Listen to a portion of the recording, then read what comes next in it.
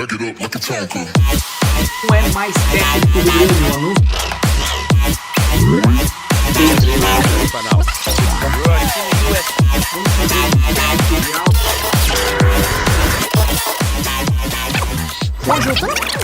De Capão da Camota. Olá, meus amigos, estamos chegando aqui mais uma vez no meu canal do YouTube com uma entrevista com temas e um convidado muito especial. Primeiro porque é um amigo, é um grande jornalista e também advogado. Por isso, podemos tratar de diversos temas relacionados à lei dentro de campo, o que temos de novidade, por exemplo, no primeiro tema que vamos tratar, as SAs, a Sociedade Anônima no Futebol, e o que tem de novidade nesse sentido. Eu sei que ele sabe muito a respeito, mas tem muito que a gente tem que aprender com isso ao longo do desenvolvimento do que o próprio Cruzeiro e do Botafogo estão fazendo. Meu convidado de hoje é o Andrei Kampf, jornalista, amigo. Seja bem-vindo ao meu canal, Andrei. Obrigado por estar aqui comigo. Que isso, Caco. Eu que te agradeço demais o convite, a lembrança para a gente falar de futebol, esporte, do que acontece antes da bola rolar e o que vai depois do apito final do árbitro, né? Super bacana esse movimento que a gente está tendo, ter um interesse como um formador de opinião da gente debater o jogo muito além das questões táticas, né? Do 3-5-2, do 4-3-3, porque isso também ajuda a explicar o jogo, ajuda a explicar momentos de grandes clubes que têm uma torcida gigante, uma história fantástica e que estão passando por sérias dificuldades, porque não entenderam que o futebol vai muito além dos 90 minutos.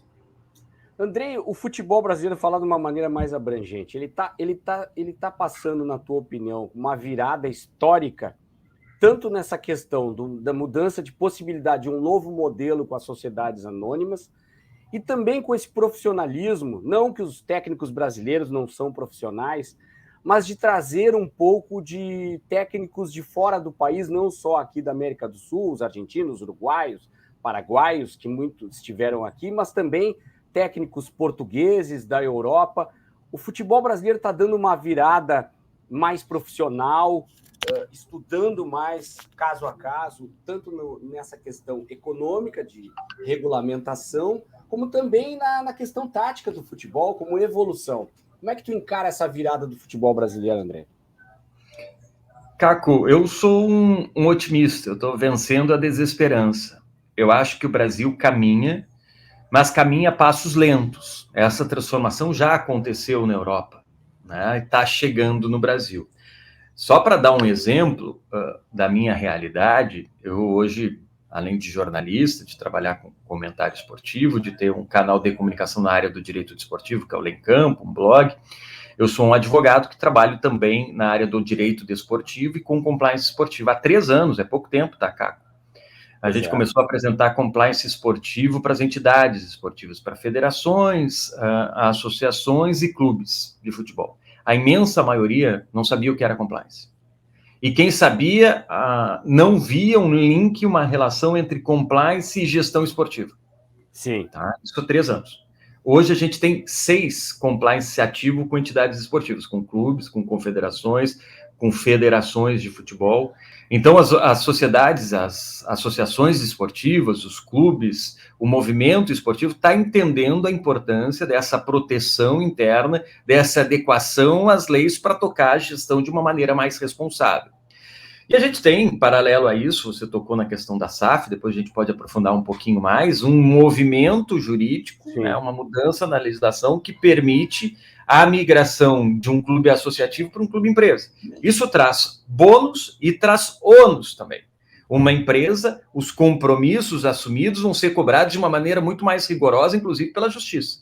Um clube empresa pode quebrar e pode acabar. Um clube associativo é muito mais difícil que isso aconteça. Pode até acontecer, mas a gente vê clubes com dívidas bilionárias que continuam jogando futebol. É muito mais difícil de tu cobrar de uma associação do que tu cobrar de uma empresa. Tá? Então tem ônus e bônus, a gente pode falar da SAF um pouquinho mais. Sim. Sobre o movimento de técnicos do exterior, também é um caminho que o mundo inteiro apresentou. Existe uma globalização, é muito mais fácil a gente acompanhar os trabalhos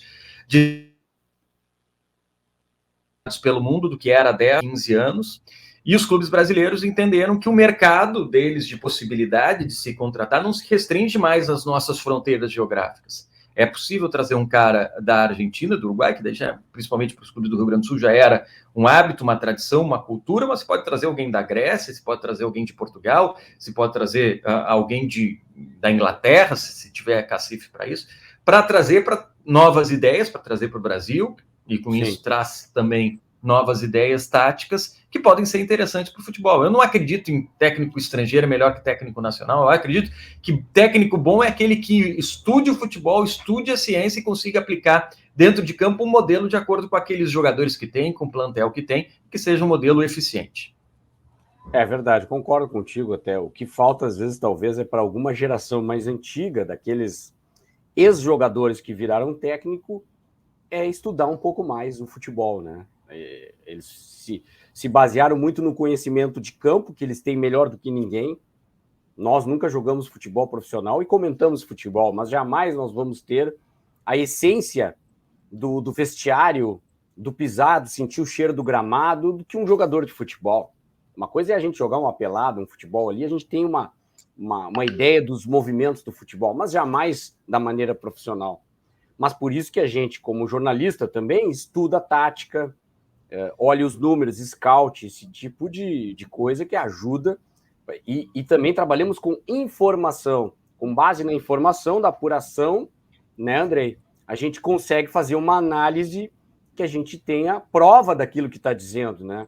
A gente tem casos de sucesso que a gente aposta, como, por exemplo, é inegável que o Pep Guardiola é um grande técnico desde o seu histórico, quando deixou de ser jogador de futebol, foi parar no México, lá ele começou a estudar, ele ouviu técnicos argentinos de uma escola que ele admirava e ele juntou tudo isso com estudo, aprofundamento para ser o técnico que foi, né? Então eu vejo nesse aspecto uma coisa muito importante, que alguns técnicos de uma nova geração, vou dar um exemplo de um gaúcho aqui nosso, né?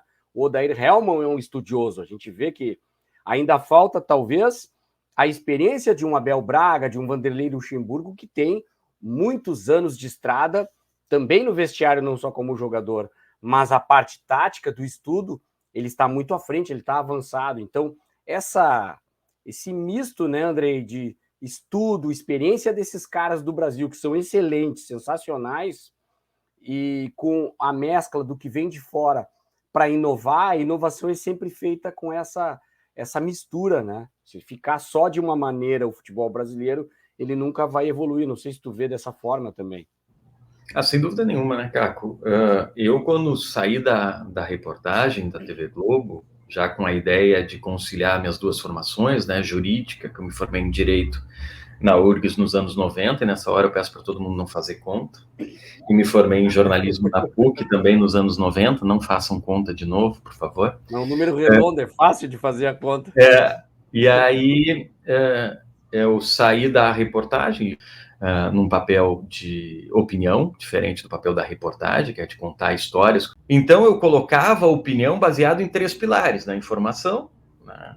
Buscar, pesquisar como o time estava jogando, como os jogadores se postavam, qual era o comportamento deles dentro de campo, do trabalho, qual era a ideia do técnico, como é que ele vinha treinando, na ciência, os números de cada um, os números do time, comportamento jogando dentro de casa, fora de casa, e também no meu feeling, na minha opinião, né, baseado em tudo isso.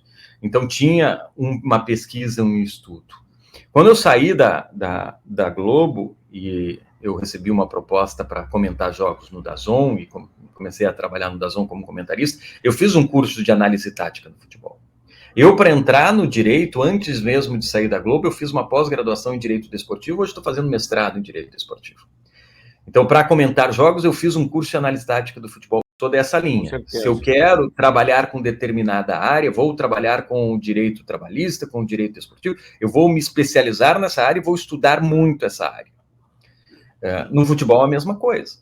Então, eu só acredito em técnico que vá trabalhar com o futebol se ele continuar estudando permanentemente as alternativas táticas, os desenhos que as escolas vêm apresentando, os modelos de jogo que ele tem, as características dos seus jogadores, como o adversário se comporta, né? E usando a ciência também como aliado. Então, para resumir essa tua pergunta, sem dúvida nenhuma, Há um aprimoramento, mas esse aprimoramento só se dá a partir do conhecimento, do estudo aprofundado daquela área que se quer trabalhar, daquela área que se vai pesquisar.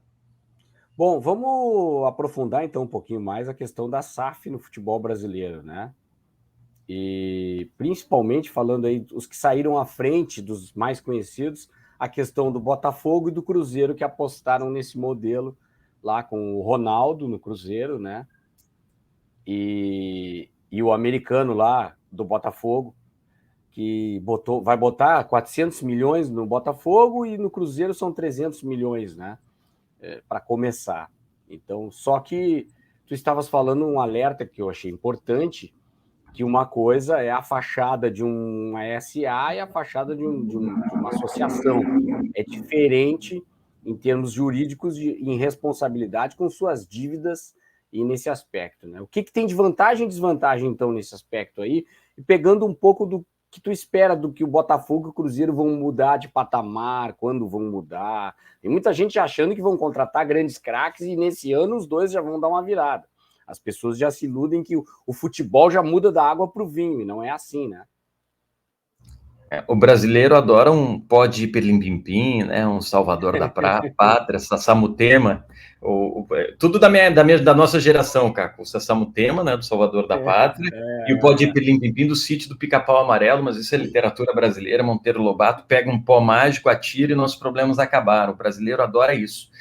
E o que eu costumo dizer sempre é que clube empresa não é pó de hiperlimpimpim, tá?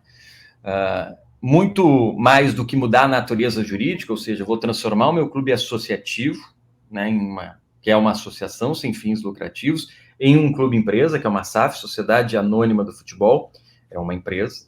Mais importante do que essa migração, essa troca da natureza jurídica, é uma mudança na cultura da gestão.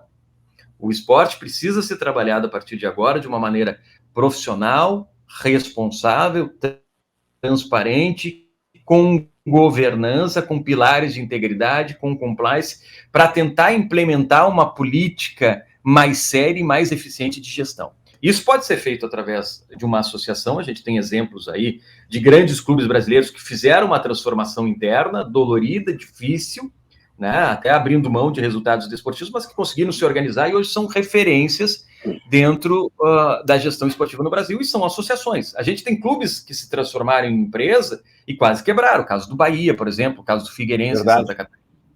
Então, assim, independentemente da natureza jurídica, esse é o primeiro recado que a gente precisa refletir e defender.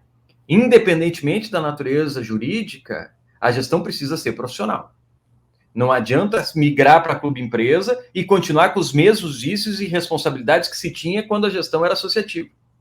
E não adianta se manter como associação com os mesmos vícios e problemas que já se tinha anteriormente. Então precisa ter uma mudança de cultura, precisa ter uma mudança de gestão urgente no futebol. Essa é a primeira coisa.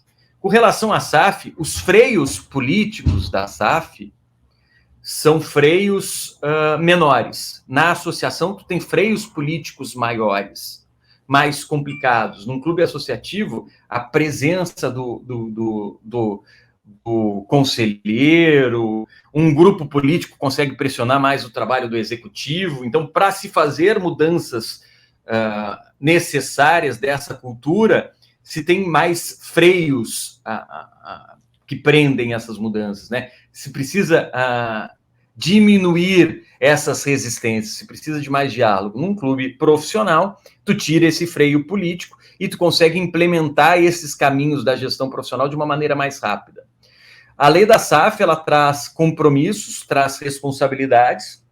Uma questão importante que ela traz é o compromisso dos clubes que fizerem essa migração com uma gestão mais profissional, com governança, com pilares de compliance. Isso ajuda na transformação da gestão do esporte, mas ela também traz mais responsabilidades. Olha, tu tem 20% do faturamento que você vai receber, que você necessariamente vai ter que destinar para os credores, para as dívidas antigas da associação que você, ao comprar, você vai assumir e vai pagar. Se não cumprir, aí entra o processo de execução, né? Como funciona com qualquer outra empresa. E aí pode-se tirar patrimônio, pode-se inclusive decretar falência, pode inclusive se quebrar um clube. No modelo associativo, isso é mais difícil de acontecer, como a gente sabe de clubes que estão historicamente endividados, mas eles continuam trabalhando, continuam dentro da indústria do esporte. Então, basicamente, Andrei, o primeiro passo é organizar a gestão, independente do modelo, né? Da natureza jurídica, como tu falaste. O que importa é uma organização da gestão, uma gestão séria, né, profissional, independente da natureza jurídica. Porque tem muitos clubes que já estão se reunindo, eu não estou criticando, mas estou dizendo, já teve um movimento que já está pronta para receber o modelo de SAF. Por exemplo, a Chapecoense já foi lá no seu estatuto, já fizeram uma reunião do conselho, estamos prontos para receber um investidor como o John Textor lá do Botafogo. Então, não é só isso, né, que é suficiente. É preciso ter uma estrutura de gestão séria, compromissada, e que não é da água para o vinho, da noite para o dia, que uma SAF vai resolver o problema do clube. Exatamente. Vamos parar de acreditar em pó de pirlim-pim-pim e mágica e vamos começar a acreditar em trabalho sério, responsável, em mudança cultural. O torcedor, eu acho que a gente, é o que eu disse lá no início do nosso bate-papo, a gente está avançando, mas a gente avança devagar ainda. Eu acho que a gente pode acelerar esse processo. Porque o mesmo torcedor que está cobrando, ou pelo menos muitos daqueles que cobram uma gestão mais séria, mais transparente, mais responsável, é o mesmo que vai depois exigir da diretoria a contratação de reforços quando o clube não tem caixa para isso. E a gente também, como formador de opinião, também precisa ter essa leitura, né? Porque para nós, às vezes, como jornalista, a gente diz, olha, o Internacional está precisando de um lateral direito, tem que contratar no mercado, porque senão não vai para lugar nenhum, mas às vezes o clube não tem caixa para isso. Em vez de contratar o Caco, eu preciso contratar o Daniel, que vale muito menos, que é o que eu posso pagar. Eu queria contratar o Caco, mas eu posso pagar o Daniel. E o torcedor precisa ter essa leitura. E os formadores de opinião, que é a imprensa especializada, também precisa ter essa responsabilidade. Na análise de como o clube pode se reforçar, ela não pode analisar só a questão tecnicamente. Ela precisa analisar a questão administrativamente, né? Dentro de um planejamento estratégico que o clube precisa ter para honrar seus compromissos e não virar o que virou grandes clubes, ou que viraram grandes clubes do futebol brasileiro, gigantes que caíram e não conseguem se levantar por causa de erros históricos das gestões anteriores. Então, essa análise é fundamental. Então, se cobrar por reforços é uma coisa, mas se entender o tamanho do cofre, os limites do cofre, melhor dizendo, é fundamental para saber até onde o clube pode ir e que tipo de reforço ele pode trazer. Então, a gente precisa avançar nesse tipo de assunto, nesse tipo de debate, porque a gestão precisa ser responsável. E muitas vezes, por causa da pressão da opinião pública, por causa da torcida, o clube abre mão de alguns elementos que considerava importantes para a sua responsabilidade administrativa, para saciar a torcida, ou mesmo acreditando que aquele pedido da torcida é o pedido certo para a gente salvar o futebol e depois lá na frente ganhar recursos, e nem sempre aquele pedido vai resolver os problemas esportivos do clube, muito menos os problemas econômicos. Ainda mais que hoje tem um negócio que eu chamo de tuitômetro, né? O clube coloca uma informação no Twitter e tem um termômetro, às vezes até um técnico. Vamos trazer o Cuca, por exemplo.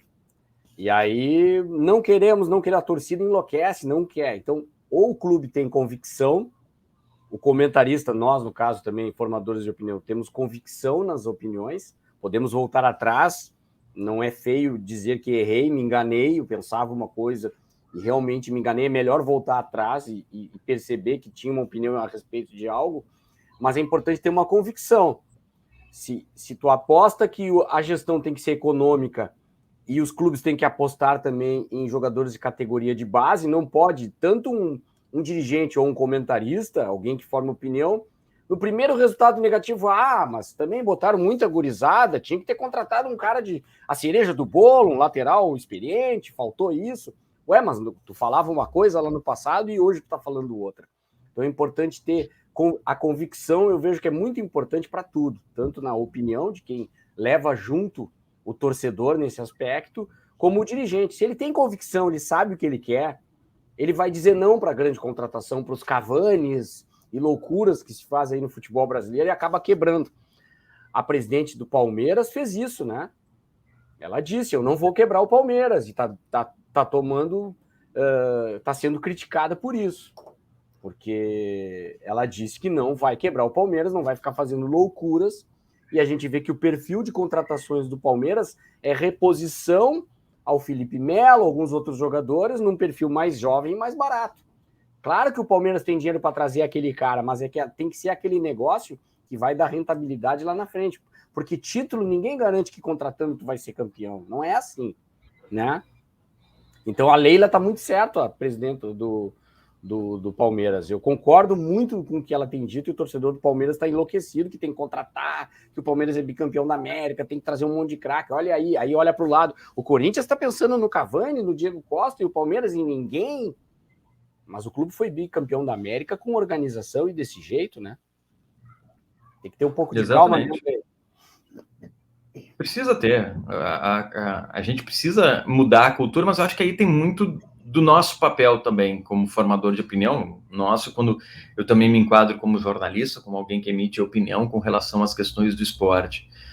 Porque eu vejo muita gente ainda, Caco, dizendo, mas é um absurdo, o Palmeiras tinha que ter contratado fulano, Beltrano e Ciclano, ou então tu vê clubes como Cruzeiro, ano passado, muito mal, quebrado, completamente quebrado, e as pessoas falam, não, mas o clube precisa demitir esse treinador, precisa chamar... O Cruzeiro estava no 4º técnico na temporada. Vamos demitir mais um? Isso implica em mais responsabilidade e compromisso financeiro, porque cada rescisão de contrato tem um custo, e não é um custo baixo. Além de contratar um novo, tu vai ter que arcar com as despesas desse anterior. Uma rescisão de contrato é caro. Sim. É cara na justiça desportiva. Na justiça trabalhista. Né? E ainda mais no futebol, que normalmente tem multa. Então, não é uma decisão técnica simplesmente, é uma decisão principalmente estratégica. O que a gente precisa? Será que eu demitindo o Andrei e contratando o Caco, meus problemas realmente vão acabar? Eu preciso entender o vestiário. Nem o superávit é garantia. Claro. Nem superávit é garantia de ótimo resultado. Olha o que aconteceu com o Grêmio. O Grêmio positivado, com uma gestão financeira excelente. Parabéns. O Grêmio tinha superávit aí, mais de 30 milhões, depois 70 milhões. E olha o que aconteceu dentro de campo. Não conseguiu confirmar dentro de campo o que se esperava com as contratações que fez. E aí tem uma lista de 20 jogadores aí, antigos, nomes que a torcida, quando chegava, lotava aeroporto, né? Diego Tardelli, Thiago Neves, que não confirmaram. Então, nem sempre é dinheiro no bolso, nos cofres do clube, que garante resultado positivo. Nem isso garante resultado, né? É complicada a situação. Futebol tem que ser levado a sério a longo prazo. Essa coisa a curto prazo, concordo contigo. E defendo essa bandeira. A gente não pode ficar pensando... Quer ver uma realidade que eu penso, Andrei, não sei se tu concorda? O Internacional há muito tempo está tentando se recuperar e dizem que tem que ganhar um título. Ao meu ver, o único alcançável para o Inter, e olhe lá, é o Campeonato Gaúcho. O Inter que não sonhe com Sul-Americana, Copa do Brasil e faça loucuras, porque o Inter está numa recuperação financeira há muito tempo do que aconteceu com uma gestão catastrófica. Então, a prioridade não é levantar a taça, a prioridade é ter equilíbrio e ser competitivo. Se der para beliscar um ou outro título, que belisque. Mas não dá para fazer loucuras de contratações, uma folha inchada para um clube que tem problemas e que, olha, por pouco, mais umas 2, 3, 4 rodadas na temporada passada, estaria disputando até mesmo a possibilidade de cair para a segunda divisão, pelo que terminou o Internacional. Então, olha, tem que tomar cuidado de vice-campeão brasileiro, o time nem se classificou para a Libertadores, tem alguma coisa errada na gestão. Então tem que ir com calma nisso. O torcedor já quer esse ano sul-americano, o Inter vai para a final, ele é favorito. Claro que o Inter vai, com o novo técnico, vai acertando, é uma competição menor, mas tem o São Paulo, tem o Santos, sempre tem uma equipe argentina, uma uruguaia, algum outro que corre por fora. Calma, não é assim, né? O torcedor já quer comemorar, da Alessandro voltou, é agora, não é assim. Não existe isso, é o pirlim-pim-pim, não existe isso aí. Né? É verdade. Aí a gente tem que amadurecer com relação a isso. Eu acho que o Internacional teve, até uns 4, 5 anos atrás, a possibilidade de fazer mais do que fez, pelo investimento que colocou em campo. Mas é o que tu colocaste há pouco, né? Nem investimento é certeza de resultado. Claro que a gente sabe que um clube bem administrado, com investimento, com pagamento em dia, com gestão profissional, normalmente ele vai brigar por grandes títulos. Mas pode acontecer o que aconteceu no Grêmio. O Grêmio foi um time bem administrado na questão da economia, do negócio do futebol, mas perdeu mão no vestiário, né? Ficou refém do Renato, que saiu do clube, abandonou o vestiário, e o vestiário ficou completamente perdido, né? Se entregou o futebol para uma cabeça só. O futebol ele não pode ser de uma cabeça, o futebol precisa ser de ideias. A gente tem uma ideia e quem está tocando essa ideia é o Caco. O Caco sai, entra o André e a ideia continua. A gente não pode ser refém de uma pessoa, porque sai essa pessoa o processo inteiro vai para o beleléu. Foi o que aconteceu com o Grêmio. O Grêmio tinha um clube administrativamente bem construído, com pilares de gestão modelo, né? Um clube que conseguiu se organizar e passou a ser referência administrativa, mas no futebol não tomou o melhor caminho, não tomou as melhores escolhas, né? Não fez as melhores escolhas. Então, em função disso, acabou caindo. Mas um clube organizado, que seja responsável, tem um caminho desportivo mais tranquilo para trilhar. E o Internacional, até 5, 6 anos, ele tinha uma folha de pagamento e um grupo montado para brigar por grandes títulos, para conquistar grandes títulos, e não conseguiu. Aí se precisa entender o que não deu certo dentro daqueles processos que o Internacional, com o investimento que fez, com a folha que tinha, né? Eu lembro que o Internacional sempre, início de temporada, né, Caco, era apontado, não, um dos favoritos é o Internacional, e não chegava. É verdade que ano passado, quando ninguém apostava no Internacional Futebol, ele é fantástico por causa disso, por causa dessa imprevisibilidade. Ninguém apostava no Inter, Caco, ano passado, e o Internacional, por 2 centímetros, não foi campeão brasileiro, né? Se o Edenilson tivesse 2 centímetros para trás, fizesse gol, seria validado. Então, se o juiz não quisesse marcar aquela falta em cima do Cássio, então se o juiz não voltasse atrás no pênalti que ele tinha marcado, o Inter tinha totais condições de ser campeão brasileiro do ano passado, mudar a história e mudar as avaliações também, né? Do que o Inter tem feito de certo, o que tem feito de errado. Viva Abel, fica Abel. O futebol, ele transforma realidades em instantes. É fantástico e desesperador por causa disso. Tanto que a diretoria já estava fechada com o Ramires e teve, até achei grandeza da direção, porque ela tinha palavra, né? Ela tinha acertado, o Ramires tinha pedido demissão. Então ele estava compromissado com o Inter, mas jamais se imaginou que o Abel poderia ir tão bem que talvez fosse ter a coragem de romper com o Ramires e continuar com o Abel. O futebol é complicado nessas decisões que têm que ser tomadas. Rapidamente, André, antes de passar para falar um pouco do Lei em Campo, eu queria só uma opinião mais tua a respeito do Grêmio. O que tu espera do Grêmio com essa continuidade do Wagner Mancini nesse objetivo principal, que é voltar para a primeira divisão? O resto tudo é perfumaria, né? O mais importante é isso. Não tenha dúvida, Caco. O Grêmio tem um clube organizado, o Grêmio não vai sofrer com um problema que a imensa maioria dos times da Série B sofre, que é atraso de pagamento, é dificuldade financeira. Isso, obviamente, afeta o desempenho de campo, na imensa maioria dos casos. Às vezes tem um grupo fechado, um grupo tão bom, tão coeso, que as pessoas se respeitam e se entendem tão bem, que mesmo assim, com essas dificuldades, essas extracampo, na hora de jogar, o grupo vai lá e dá conta do recado. Mas essa é a exceção. A regra, normalmente, isso influenciar no desempenho desportivo. Então, o Grêmio não vai ter essas dificuldades, o Grêmio vai ter um grupo mais fraco do que do ano passado, mas um grupo ainda muito mais forte do que a imensa maioria daqueles que vão disputar a Série B. Um trabalho de continuidade do Wagner Mancini. Eu vejo o Grêmio como um caminho, num caminho tranquilo para voltar para a Série A. Tá? Eu não vejo o Grêmio enfrentando muitas dificuldades dentro desse processo. O maior trauma o Grêmio viveu na temporada passada, que foi o sofrimento, com uma queda iminente, que ainda demorou para acontecer. Né? O Grêmio poderia ter caído lá na 36ª rodada, 35ª rodada, e ainda prorrogou o sofrimento do Grêmio de uma morte que já parecia inevitável há bastante tempo. Então, a maior dor aconteceu. Esse ano vai ser difícil, porque não é muito agradável jogar a Série B para um time do tamanho do Grêmio, mas eu acho que o caminho vai ser tranquilo, como foi para o Internacional naquele ano em que ele subiu. Eu vou trazer aqui, tem uma coluna interessante, que tu traz a questão do Endrick. Deixa eu ver se eu consigo compartilhar aqui. Garoto de 16 anos, podendo jogar aos 16 anos, é um tema que tu traz aqui, André. Eu achei muito interessante, vou compartilhar aqui. pessoal acompanhar. Deixa eu ver se está entrando. Aqui, ó. Né? A coluna, o blog, coluna, enfim, Lê em Campo, que tem no UOL, pessoal, é muito fácil de acessar, né? Fala um pouco do teu blog, do que tu tem tratado aí, e depois eu queria um pouco mais aprofundar esse tema aí, porque esse garoto é fantástico, eu achei um baita de um jogador. Eu tenho uma opinião, eu acho que essa coisa, é cedo para o jogador ser aproveitado, mas quando o cara é craque, eu acho que quanto antes puder aproveitar, fazendo, resguardando e protegendo o jogador, eu acho melhor, sabe?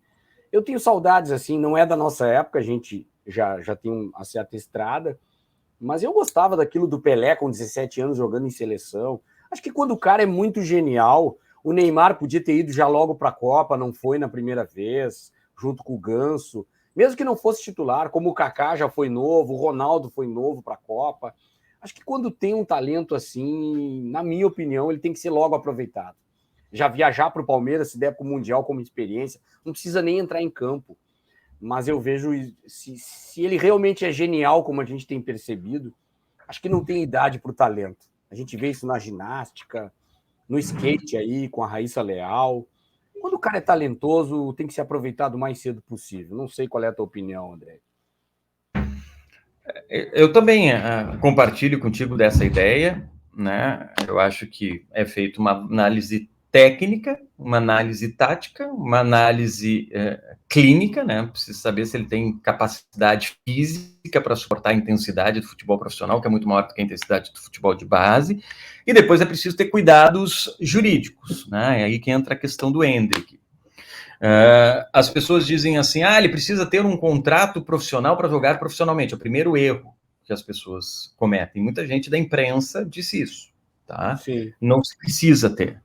O que diz a lei? A lei diz o seguinte: para jogar profissionalmente, um atleta pode ter a partir de 14 anos, porque é a partir de 14 anos que tu pode criar um vínculo jurídico com a entidade esportiva. De 14 a 16, tu pode fazer um contrato de formação. Tendo um contrato formal com a entidade esportiva, atleta entidade esportiva, esse contrato sendo registrado na entidade administradora do esporte, nas federações estaduais, esse contrato é válido e o atleta pode jogar profissionalmente. Então, se ele tem um contrato de formação, e esse contrato de formação pela legislação brasileira pode ser feito entre 14 e 16 anos, ele já pode, esse contrato sendo registrado, ele já pode jogar profissionalmente. A partir dos 16, ele já pode estabelecer um contrato profissional atleta com o clube. Sim. Então, aí ele pode jogar profissionalmente tendo um contrato profissional. Agora, ele pode ter um contrato de formação e jogar nos profissionais, mesmo sem ser um profissional do futebol. Então, essa é a primeira questão que tem que ser analisada. Mas então por que ele não joga o Campeonato Paulista que não deixam? Não é por causa da legislação, é por causa da autorregulação do esporte. Aí o regulamento da Federação Paulista estabelece a idade mínima de 16 anos para se jogar o Campeonato Paulista Profissional. Não sei qual é que é o regulamento do Campeonato Gaúcho, não sei se tem esse limite, acredito que seja, também não sei, mas eu acredito que deve ser padrão, deve estar por aí todos os campeonatos. Acredito que assim, por exemplo, o Campeonato Brasileiro, Caco, há pouco tempo, não era 15 anos, tá? Tanto que o Rodrigo, o Ângelo, um jogador do Santos, jogou o Campeonato Brasileiro de 2020 com 15 anos. Verdade. Estreou contra o Fluminense, ele tinha 15. Isso em 2020, porque o regulamento trazia isso. O regulamento do Mundial de Clubes, por exemplo, não traz idade mínima. Então, tendo um contrato válido com uma instituição esportiva, com uma associação esportiva, com um clube, esse contrato sendo registrado pela federação, pela entidade que administra o esporte, ele pode jogar. Então, tu vai ter que olhar. Então, primeira coisa, 14 anos, contrato de formação, 16 anos pode ter contrato profissional. Com o contrato de formação ou contrato de profissional, o atleta, sendo válido esse contrato com o clube, registrado na federação, em tese ele pode jogar. Depois, por último, tu vai olhar o regulamento específico de cada competição para saber se existe idade mínima como critério para poder ser inscrito. São regras de elegibilidade que a gente fala. Por que os clubes costumam esperar os 16 anos? Porque com 16, Caco, ele não vai ter mais um contrato de formação, ele vai ter um contrato profissional. E o contrato profissional dá muito mais garantias jurídicas e econômicas para o clube do que um contrato de formação. Pode-se estabelecer uma multa rescisória, que é aquilo que se fala, o atleta foi lá e comprou o Caco. Não existe comprar o Caco. O Caco, o jogador de futebol, deixou de ser mercadoria quando acabou o passe, a lei do passe lá atrás. quando o Bosman entrou em 95 com processo lá no Tribunal Europeu para dizer que ele não era mercadoria e que ele podia ter liberdade para trabalhar. Então acabou o passe no mundo, depois a Lei Pelé acabou o passe no Brasil. Então o que acontece? O Caco tem um contrato com o Grêmio e ele tem que cumprir durante 5 anos. Se ele quiser se transferir para o Internacional, não tem problema, desde que se pague a multa. Então eu pago pela rescisão do contrato do Caco, pela multa estabelecida no contrato. E o Caco vai poder jogar pelo Internacional. Não é valor de passe. Não é mais. Passe, o Caco não tem um valor. Não é palpável, né? Não é mercadoria, é um contrato. Um contrato que precisa ser cumprido no prazo de 5 anos. Se eu quero romper com esse contrato, aí eu pago uma multa estabelecida. Então, com 16 anos, tu pode estabelecer esse contrato com o atleta e estabelecer uma multa muito mais alta que traz garantia para o clube com relação ao investimento que ele fez na base do Endrick, por exemplo. Com 14 anos, ele só vai ter um contrato de formação e a segurança jurídica para o clube ela é muito menor. Inclusive, a indenização, ele vai ser indenizado pela formação, pelo que gastou na formação. Ele não vai ganhar muito dinheiro se o Endrick fechar um contrato profissional com outro clube. Então, os clubes seguram esses atletas para botar para jogar profissionalmente, para ele só ser valorizado depois que ele já tiver uma segurança jurídica maior. Entendeu? É basicamente por isso que eles escalam antes dos 16. Então, basicamente, que o torcedor do Palmeiras quer saber muito, e muita gente que gostou do Endrick, é com 15 anos, ele ainda estaria com 15 no Mundial, né? Ele pode jogar o Mundial.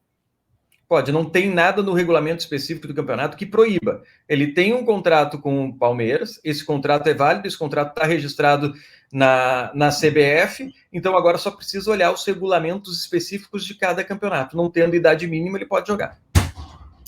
Muito interessante. E o talento dele é espetacular. Do pouco que vi, fiquei impressionado com o futebol do jogador.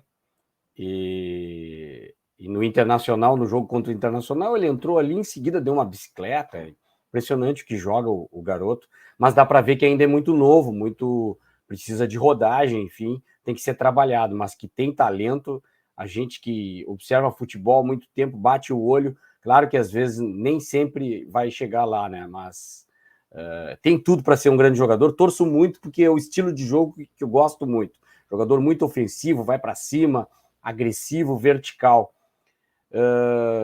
Fala um pouco também do canal Lê em Campo, que eu vou compartilhar aqui, Andrei. O que tem feito nesse sentido, trazendo vários temas aqui. Estou vendo racismo e homofobia, que é algo que a gente tem que dar um basta, né? Chega de racismo e homofobia em todos os setores, e principalmente no esporte, no futebol. Tem demais, uma coisa meio velada, meio escondida numa arquibancada, num cantinho, numa rede social, mas que sempre acaba aparecendo, né? E que a lei, nesse caso, ela é clara e tem punição, né? Teu áudio falhou aí, parei. Deixa eu abrir aqui. Não, é meu. Agora abriu de novo. Eu tinha silenciado aqui, porque eu estou na casa da minha sogra, aqui no Recife, com as crianças por aqui, daí começou a estar um pouquinho mais de barulho, eu dei uma silenciada no microfone. De vez em quando o cachorro late também, faz parte.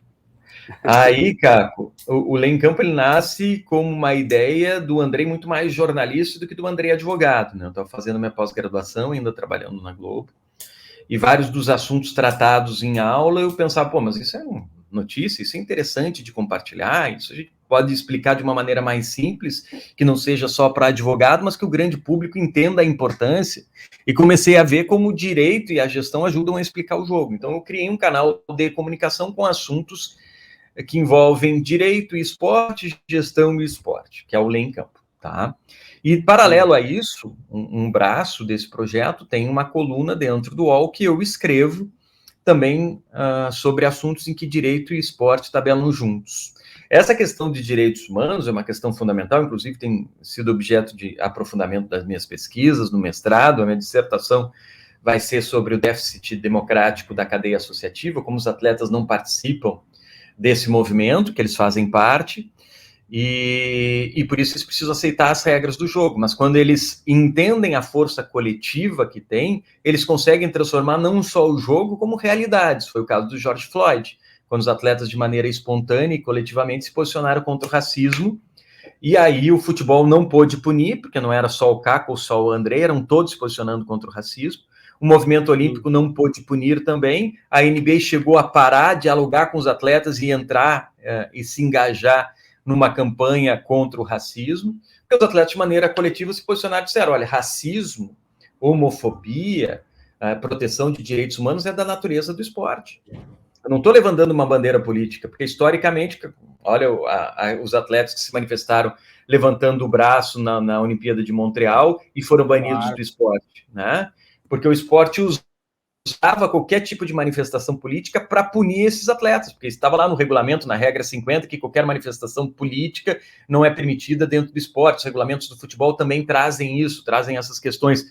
Mas quando a gente fala de direitos humanos, a gente está falando de uma bandeira que vem na Declaração Universal de Direitos Humanos, vem na maioria das cartas soberanas dos países, como na Constituição brasileira, de tratados internacionais, que a imensa maioria dos países que fazem parte do movimento esportivo são signatários, e da própria Carta Olímpica, que diz que nenhum tipo de discriminação é permitida dentro do ambiente olímpico. Os princípios 2 e 4 combatem a discriminação e valorizam a dignidade humana, como um princípio do esporte. O Estatuto da FIFA também, que é a carta máxima da entidade, uma espécie de constituição do futebol, sim, também protege direitos humanos. Então, como é que a gente vai punir alguém que se manifesta em defesa de direitos humanos e combatendo o racismo? Não existe como. Os tribunais desportivos, historicamente, erraram quando puniram atletas que se manifestaram politicamente, é uma manifestação política, claro que sim, mas em defesa de direitos humanos. Porque bandeira de direitos humanos, para mim, ela é inegociável, ela não se separa do esporte jamais. E está se tendo um movimento, em especial depois do caso George Floyd, de que os atletas entenderam a força que tem para participar desse tipo de discussão, e mais, de que o esporte começou a entender a importância de se valorizar, e mais do que isso, se proteger direitos humanos. Está lá na Carta Olímpica, está lá no Estatuto, mas é preciso tornar isso prático, efetivo, no dia a dia do esporte, com políticas de conscientização, de educação, mas também de punição. Quando as pessoas não entendem, não respeitam os tribunais esportivos, que são privados, mas são da cadeia jurídica do esporte, punir esse tipo de manifestação. É interessante também um tema que tu traz aqui, André, é a questão do que está muito comentado ainda essa semana, como o esporte pode ser bandeira para várias coisas, tanto no aspecto negativo, a gente pegar como exemplo negativo, isso não se faz mais, e também como aqueles atletas que erguem uma bandeira para as coisas positivas em vários aspectos, que é a questão do Djokovic, que eu tenho chamado aí no Twitter, tenho colocado o Djokovírus, porque o cara que não é a favor da vacina, tá bem clara a posição dele, ele não deixa claro isso em entrevista e nada, mas o posicionamento, a postura de um número 1 do tênis acabou criando uma discussão, abriu-se uma discussão de algo que é muito importante. Ele até pode ter o direito de não querer tomar vacina, mas se existe uma regra num país, ela tem que ser cumprida e ele tem que levar adiante. Não é porque ele é número 1, porque ele é um grande atleta, porque ele teve Covid, que vai ter uma regra que seja exceção para ele, né? Então é uma discussão importante o esporte levantar essas bandeiras para que a gente possa valorizar o que tem aí da ciência, das vacinas, no combate a uma pandemia. Eu fiquei impressionado, eu me decepcionei, que eu admirava o atleta Djokovic, sensacional, carismático, brincando com o Guga uma vez aqui num jogo de demonstração, parecendo ser um cara sempre divertido. Acho que ele é isso aí como pessoa, mas nesse aspecto aí ele foi, olha, foi completamente uma bola muito fora do Djokovic. Essa postura que ele teve vai prejudicar a sua imagem, a sua carreira, com certeza. E a gente precisa refletir e avançar sem as bandeiras levantadas, né? No Brasil, hoje, a gente tem uma polarização muito perigosa, porque estão tirando das pessoas a capacidade da reflexão, e da reflexão, às vezes, sobre o óbvio, né? O que a gente pode falar do caso do Djokovic, Caco? Isso, o direito ajuda a explicar de uma maneira muito clara. As pessoas, elas viviam no mundo de maneira completamente isolada. No momento em que as pessoas começaram a entender que era interessante ter um vizinho por perto, 2 vizinhos, 3 viver em comunidade, foi necessário se criar algumas regras. E, obviamente, que essas regras vão limitar um pouco a nossa liberdade. Isso é natural. Eu estou num condomínio, eu não posso ouvir som alto porque eu estou atrapalhando a vida dos outros. Claro. Então, até às 10 da noite, o meu som vai ser mais baixo, eu vou ter que baixar o volume do som. Então, assim, as pessoas não abrem mão da liberdade. Elas topam entregar um pouco da liberdade que elas têm em troca de uma liberdade jurídica. É saber entender que a regra em sociedade, em viver coletivamente, implica em a gente abrir mão de alguns interesses que a gente tem. Antigamente, lá nos primórdios, quando a gente não vivia em coletividade, a gente encontrava um outro ser humano, a gente ficava com medo, a gente matava e nada ia nos acontecer. Pronto, era a minha liberdade. Eu vou com a cara dele, eu não vou, matei, não tem lei. Mas a gente vai assumindo alguns compromissos por essa liberdade jurídica. A liberdade individual, ela é importante? Claro que sim, as pessoas precisam refletir e agir conforme as suas convicções.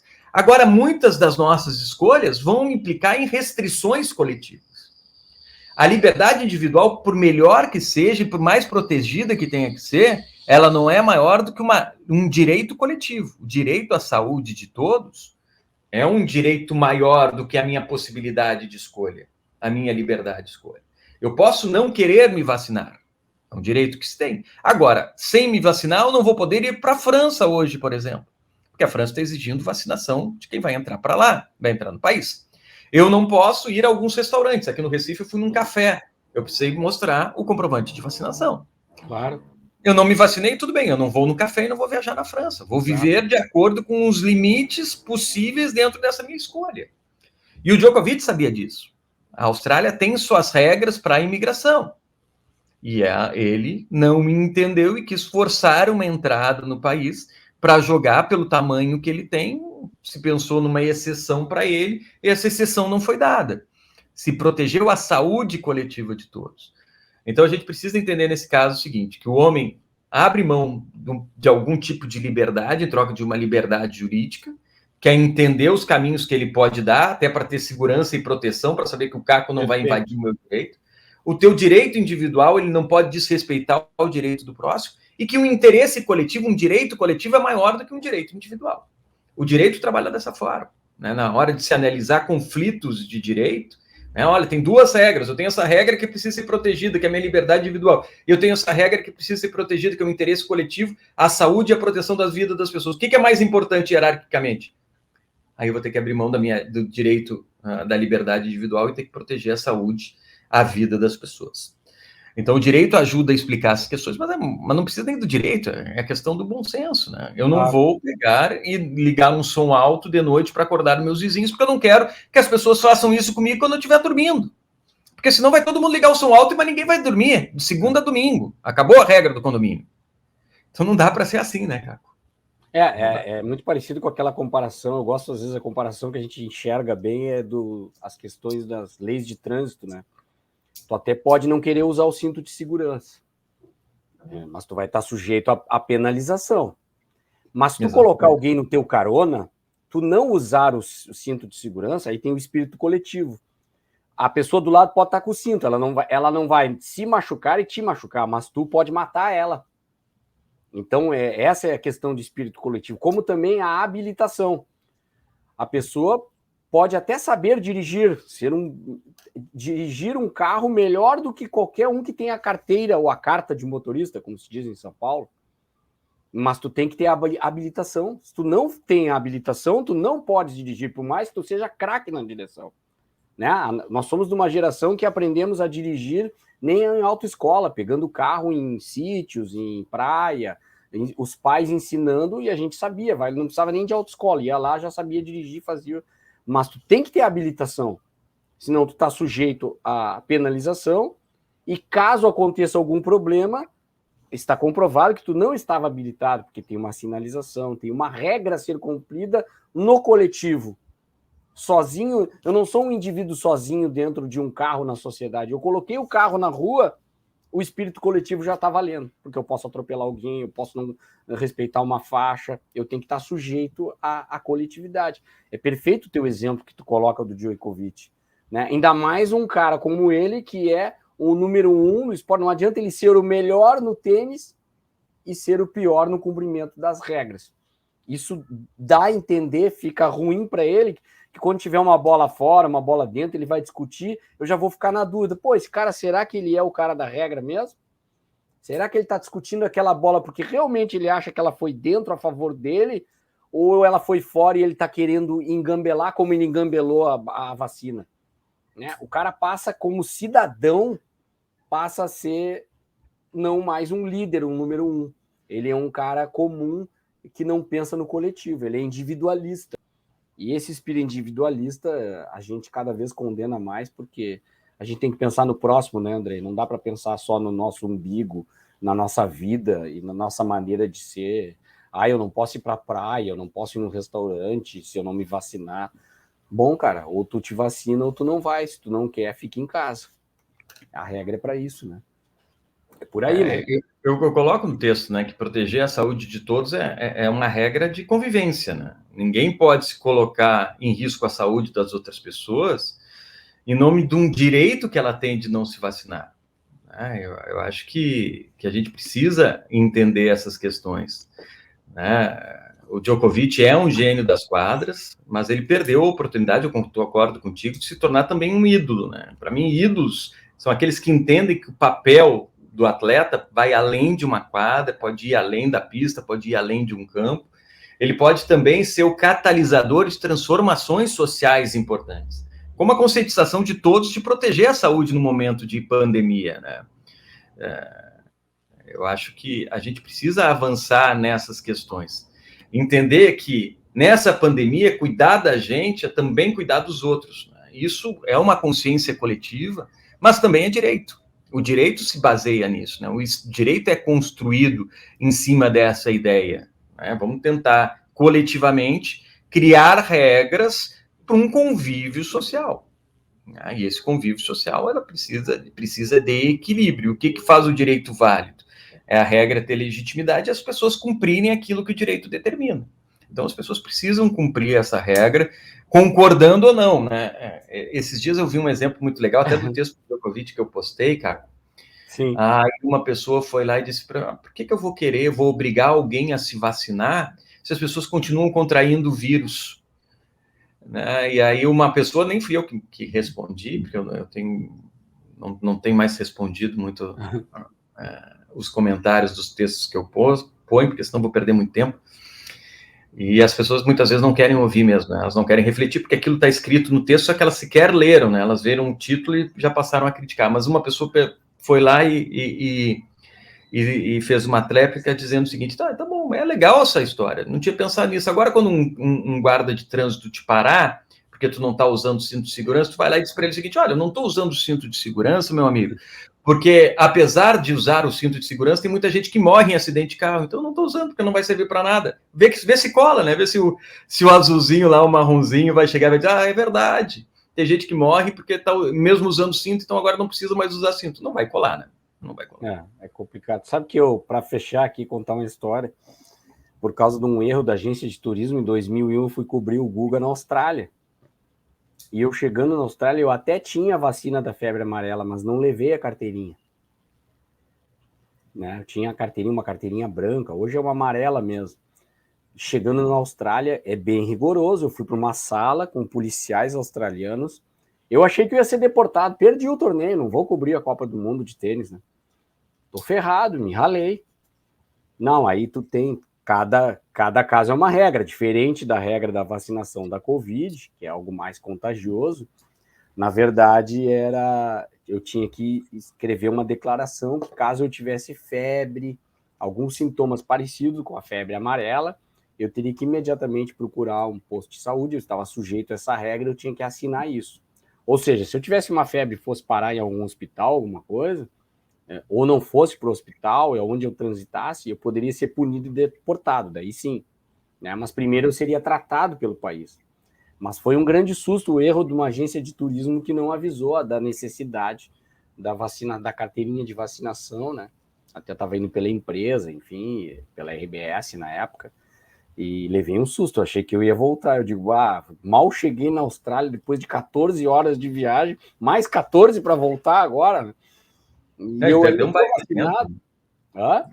E perder um baita evento que tu ia perder, imagina. Nossa, que frustração. Cobertura, né? Fazendo entradas para a Globo, Sport TV, para a RBS Santa Catarina, Rio Grande do Sul, era uma loucura, era uma oportunidade fantástica, e acabou dando tudo certo. Eu assinei a carta lá, mas eu levei um susto, porque teve um momento que ficaram ali uns 10, 15 minutos, policiais conversando o meu caso, eu não sabia o que era, porque eles não falavam comigo.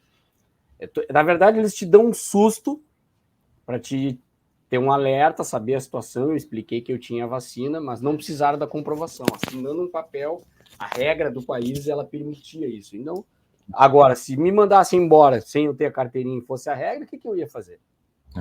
Na final da Sul-Americana, a gente precisava também, para entrar no Paraguai,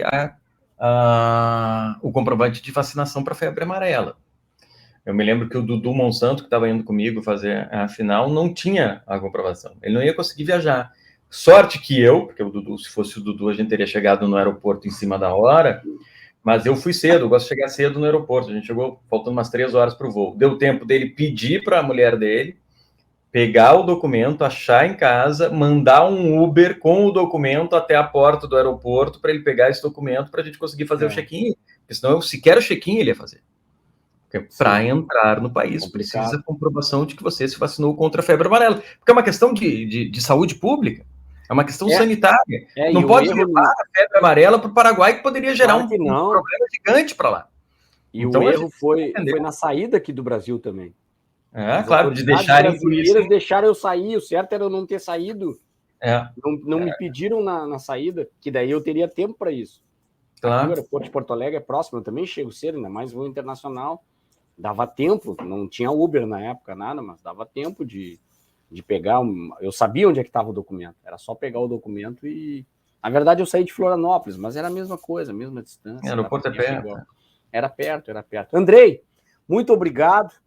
Quero te desejar ainda em tempo um feliz 2022. Nós estamos começando o ano aí com muito sucesso nos teus negócios, como jornalista, como advogado, no Lei em Campo, né? E que bom poder matar a saudade, nem que seja a gente conversando. Claro, a gente fala, vira e mexe, a gente troca um Twitter para lá e para cá, no WhatsApp, mas aqui a gente pode ter um bate-papo e compartilhando também com o pessoal do meu canal aqui do YouTube. Obrigado e te desejo um feliz 2022.